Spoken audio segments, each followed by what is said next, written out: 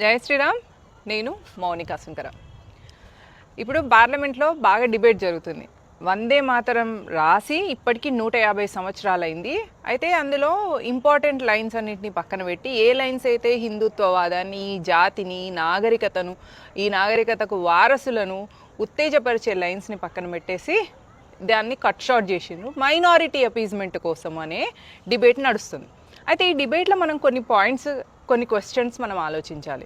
మొదటిది, ఇప్పుడు 150th year అవుతుంది, అంటే 1875లో ఇది రాసిండ్రు వందే మాతరం బంకిం చంద్ర చటర్జీ గారు. మరి 100th ఇయర్ ఎప్పుడు జరిగింది? 100th ఇయర్ జరిగినప్పుడు ఇందిరమ్మ రాజ్యం నడుస్తుంది. ఆ సంవత్సరము మన దేశంలో ఎమర్జెన్సీని పెట్టి ప్రజల బేసిక్ ఫండమెంటల్ రైట్స్ని కాలరాసి రాజ్యాంగాన్ని భూస్థాపితం చేసి ఈ దేశాన్ని సంఖ్యలతోని భరతమాతకు సంఖ్యలు విధించిన ఘనత రాక్షస జాతి మహిళ అయిన ఇందిరమ్మ పాలనలో ఉన్న సంవత్సరం అది.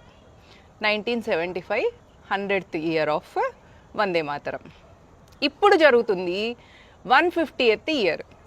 అసలు ఆ గీతంలో ఉన్న అంత గొప్ప గొప్ప పదాలను త్వం హి దుర్గా దశ ప్రహరణ దారిని కమలాం కమలదళ విహారిని వాణి విద్యాదాయిని నమామి త్వాం నమామి కమలాం అమలాం అతులాం సుజలాం సుఫలాం మాతరం వందే మాతరం. నువ్వు దుర్గాదేవివి. రాక్షస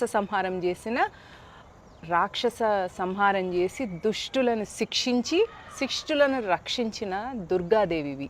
నువ్వు జ్ఞానప్రదాయిని సరస్వతివి. నువ్వు సంపదనిచ్చే లక్ష్మివి. నువ్వు రక్షణనిచ్చే దుర్గవి అని పొగిడిన ఇంత గొప్ప లైన్స్ మైనారిటీ అపీజ్మెంట్ ఎంఐఎంకి అప్పుడున్న మన జిన్నా ముస్లిం లీగ్ కంటే కూడా నెహ్రూకే ఎక్కువ ఇరిటేషన్ వచ్చినాయి ఈ లైన్స్కి. అందుకనే నెహ్రూ వాటిని కట్ షార్ట్ చేసింది 1937లో. సో మరి ఇంత కట్ షార్ట్ చేసిన తర్వాత 1947లో పార్టీషన్ అవ్వద్దు కదా. మరి అపీజ్మెంట్ చేసినా మీరు ఎన్ని కట్ షార్ట్ చేసినా, ఎంత మైనారిటీ అపీజ్మెంట్ చేసినా ఆ జాతి లక్షణం అట్లనే ఉంటుంది. వీళ్ళు చేసిన మైనారిటీ అపీజ్మెంట్ని చూసి ముస్లింలకు ఒక థాట్ వచ్చింది, ఏంటంటే వీళ్ళకు బేసిక్గా వీళ్ళ సంస్కృతి పట్ల, వీళ్ళ నాగరికత పట్ల వీళ్ళకి ఎట్లాంటి అభిమానం లేదు. ఇట్లాంటి వాళ్ళు వేస్ట్, వీళ్ళకో దేశం, అందుకే దేశాన్ని ముక్కలు చేద్దామని 1947లో ముస్లిం లీగ్ భారతదేశాన్ని ముక్కలు చేసి ఒక ముక్కను ఎత్తుకపోయింది. దానికి కారణం ఓట్ చోరీ చేసిన కాంగ్రెస్, నెహ్రూ. ఆ ఓట్ చోరీ చేసి సరే పోనీలే ఒక చిన్నపిల్లాడు అని చెప్పేసి పటేల్ వదిలిపెడితే ఆ చిన్నపిల్లాడు కాస్త రాక్షసుడు లెక్క తయారై ఆ రాక్షస వంశం మొత్తం, ఆ కుటుంబం మొత్తం ఇప్పుడు దేశాన్ని పట్టి పీడిస్తున్న ఒక దరిద్రంలాగా తయారైనరు. వీళ్ళే తక్కువైనట్టు, ఆయన కూతురు తక్కువైనట్టు, ఒక విదేశీ మహిళ విషకన్యలాగా రాజకుమారుల్లాగా ఉన్న మన రాజీవ్ గాంధీ మీద ప్రయోగించబడింది. ఆ విషకన్య వచ్చేసి రాజకుమారుడితోని ఈడ సంసారం చేసి ఇంకా రెండు కొత్త పిల్ల రాక్షసుల్ని అని ఆ పిల్ల రాక్షసుల్ని మన మీదకి వదిలిపెడితే ఇప్పుడు వాళ్ళని మనం భరించలేక వాళ్ళతో మనకు టార్చర్ అవుతున్నది. ఇది మన పరిస్థితి. ఎందుకంటే మనము మన నాగరికత పట్ల, మన సంస్కృతి పట్ల, ఆ గీతంలో ఉన్న మన స్త్రీ ఆరాధన, దేవి ఆరాధన కేవలం హిందూ ధర్మంలోనే ఉంటుంది. ఇస్లాంలో, క్రిస్టియానిటీలో ఉండదు స్త్రీ ఆరాధన. అందుకే వాళ్ళ దేవుళ్ళు అల్లా, జీసస్, ప్రవక్తలు కూడా మగవాళ్ళే ఉంటారు. కాబట్టి ఆ మతాలకు లేనిది మనకున్నది స్త్రీ ఆరాధన, ప్రకృతి ఆరాధన, శక్తి ఆరాధన, సంపద ఆరాధన. వీటన్నిటిని స్త్రీ రూపంగా ఆరాధించే మన నాగరికత పట్ల మనకు గర్వకారణంగా లేనప్పుడు ఆబ్వియస్లీ మన దేశాన్ని విడదీసుకుంటూ పోతారు కదా.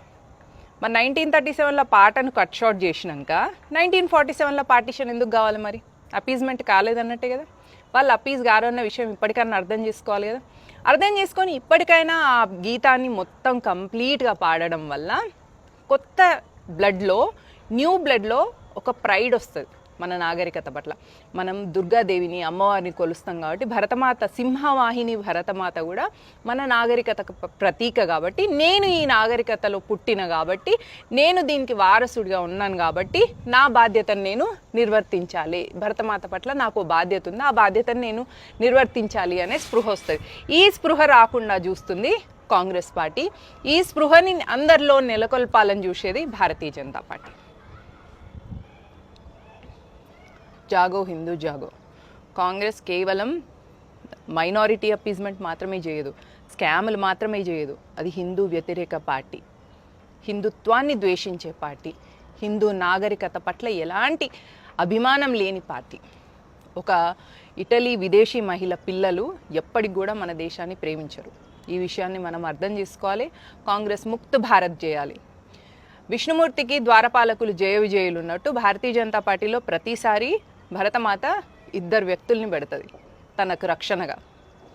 అటల్ బిహారీ వాజ్పేయి గారు, అద్వానీ గారు, ఇప్పుడు నరేంద్ర మోదీ, అమిత్ షా, రేపు ఇంకా ఇద్దరు వస్తారు. అట్లా ఇద్దరిద్దరిని తనకు ద్వారపాలకులుగా పెట్టుకుంటుంది, జయ విజయుల్లాగా Bharatmata.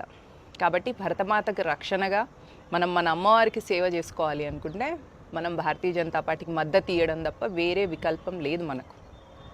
Stand with BJP, stand with nation, stand with ధర్మ. జై హింద్, జై భారత్.